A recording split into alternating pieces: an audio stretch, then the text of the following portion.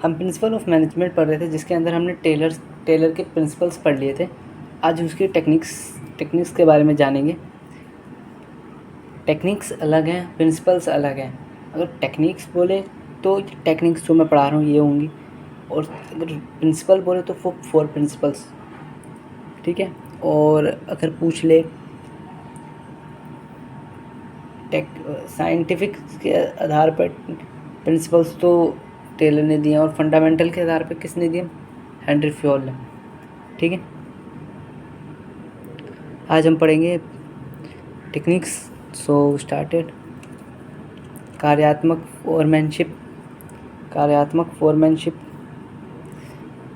इसमें टेलर ने कहा है कि ऐसा किया जाए कि ना इसके अंदर हमारे को ना दो टेलर ने प्रबंधकों के कार्य को 2 उप विभागों में बांटने का सुझाव दिया। मतलब दो डिपार्टमेंट में बांटने के लिए बोला है।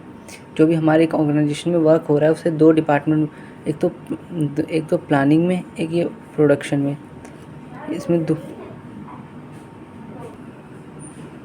दो भागों में बांट देना है। और जैसे मतलब प्लानिंग वाला प्लानिंग करेगा, पॉलिसी बनाएगा, स्ट्रेटजी बनाएगा और काम करेगा। और मतलब क्या है, प्लानिंग वाला क्या करेगा? मेंटल हेल्थ पे मतलब मेंटली एक्सरसाइज होगी उसकी, उससे प्लानिंग करेगा, वो वर्क नहीं करेगा। वर्क करेगा प्रोडक्शन डिपार्टमेंट, तो वो फिज़िकल वर्क करेगा।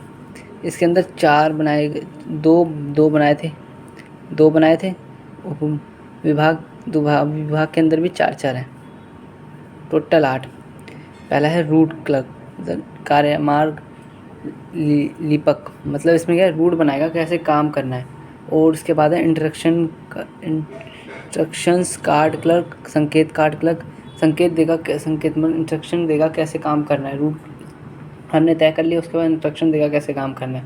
और फिर समय और लागत लिपक, मतलब क्या है, जो हम काम कर रहे हैं उसको कितने समय और अच्छे से करना है, और टाइम पे पूरा करना है, और कम लागत पे करना है, पे फोकस करना। उसके बाद है डिसिप्लिन के साथ, मतलब ये नहीं कि अपने रिसोर्सेज का गलत यूज़ कर रहे हैं हम, मतलब फालतू में वेस्टेज कर रहे हैं। डिसिप्लिन के साथ और टाइम पे। उसको बनाया, प्रोडक्शन वाले को बनाया टोली नायक, मतलब गैंग बॉस। ये है मेन बॉस। ये क्या करेगा? जो एम्प्लॉयज़ हैं, जो हमारे वर्कर्स हैं, उनको मशीन रिसोर्सेज प्रोवाइड करेगा। और फिर गति नायक, स्पीड बॉस। ये गति नायक क्या करता है? ये मेजर करता है कि कितने टाइम में एक प्रोडक्शन हो रहा है, वो कितने टाइम लग रहा है एक क्वांटिटी को बनाने में या एक प्रोडक्ट को बनाने में। वो मरम्मत नायक, मतलब कोई भी मशीन में, अगर मशीन और औजार को बना के रखना भी है, और साथ में अगर मशीन में कोई प्रॉब्लम आ रही है तो उसको जल्द से जल्द ठीक करना। और इंस्पेक्टर, मतलब इन सब चीज़ों पे लगातार इंस्पेक्ट करता रहेगा, देखता रहेगा कि काम अच्छे से हो रहा है कि नहीं हो रहा। उसके बाद है सेकंड है कार्यात्मक प्रमाणीकरण, स्टैंडर्डाइज ऑफ वर्क। मतलब वर्क का मतलब इसमें क्या कह रहा है कि जो हम काम कर रहे हैं ना, वो एक स्टैंडर्ड से करें, मतलब क्वालिटी स्टैंडर्ड से करें। मतलब ये नहीं कि घटिया क्वालिटी से हम प्रोडक्ट बना रहे हैं, प्रोडक्शन कर रहे हैं, तो सही क्वालिटी से करें। बेस्ट क्वालिटी का प्रोडक्ट बनाना, और एक आकार क्या है, उत्पादन को निश्चित आकार विशेषता तब तक सीमित है, ठीक है। एक क्वालिटी बना के रखने की बात हो रही है। और ये तीसरा सरणीकरण, इसका मीनिंग ये है कि प्रोडक्ट जो सरणीकरण मतलब क्वालिटी, टाइप, साइज़ आदि को समाप्त करना। मतलब क्या है, मतलब एक प्रोडक्ट क्वालिटी को, उसके टाइप को, और उसकी क्वांटिटी को, उसके मीन्स वेट को, साइज़ को, क्वालिटी और टाइप्स को, इन सबको एक स्टैंडर्ड ही मतलब एक बना के रखना। ये नहीं कि जैसे शूज़ के अलग अलग साइज़ को बनाना, जब एक बनाया, 2 बनाया, तो ये नहीं कि 0.5, 1.5, 25, ऐसे नहीं। एक लगातार एक ही सीरीज़ को फॉलो करना, जिससे वेस्टेज कम हो सके।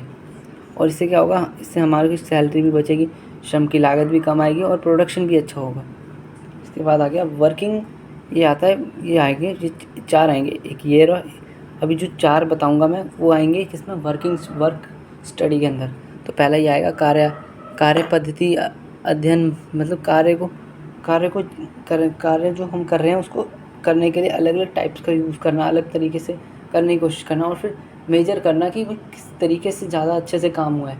जो तरीके से ज़्यादा अच्छा काम हुआ है उसकी अच्छे से काम से क्या होगा, प्रोडक्शन की जो न्यूनतम लागत आएगी और गुणवत्ता होगी और क्या होगा, हमारा इससे क्या होगा, हमारा उपभोक्ता भी संतुष्ट होगा। तो कहीं ना कहीं हमें कार्यात्मक पद्धति अध्ययन में यही कहा गया है कि मेथड्स को यूज़ करके अलग अलग अच्छे से अच्छा प्रोडक्शन करना और देखना कि किस मेथड से जल्दी से काम हुआ है और कितनी कम समय में और कितनी अच्छी कम लागत में हुआ है, लागत बच सके और संसाधनों का भी वेस्टेज कम हुई हो।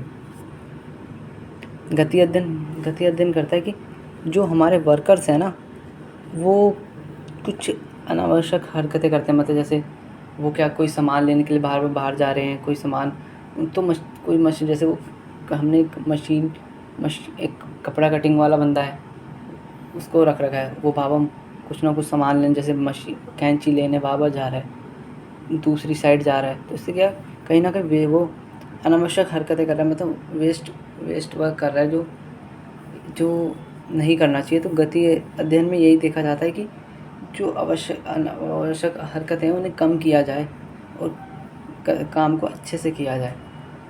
और समय अध्ययन में क्या होता है, काम को कितने समय में किया जा रहा है, काम को कितने समय में पूरा किया जा रहा है, कितना समय लग रहा है, ये सब मेजर किया जाता है। इसमें श्रम लागत का अनुमान भी लगाना, मतलब एक एम्प्लॉय को कितनी सैलरी देनी चाहिए इसका भी अनुमान लगता है और इससे ये भी पता चलता है हमारे को कितने एम्प्लॉयज़ की आवश्यकता है। आगे थकान अध्ययन, मतलब एक वर्कर जो काम कर रहे हैं लगातार हम पढ़े थे थकान अध्ययन में मतलब एक एम्प्लॉय वर्कर कितने टाइम के बाद थक जा रहा है प्रोडक्ट का बनाने के बाद। मतलब इसमें क्या है कि हमारे को कम से कम इसमें क्या लगातार मेजर करना है।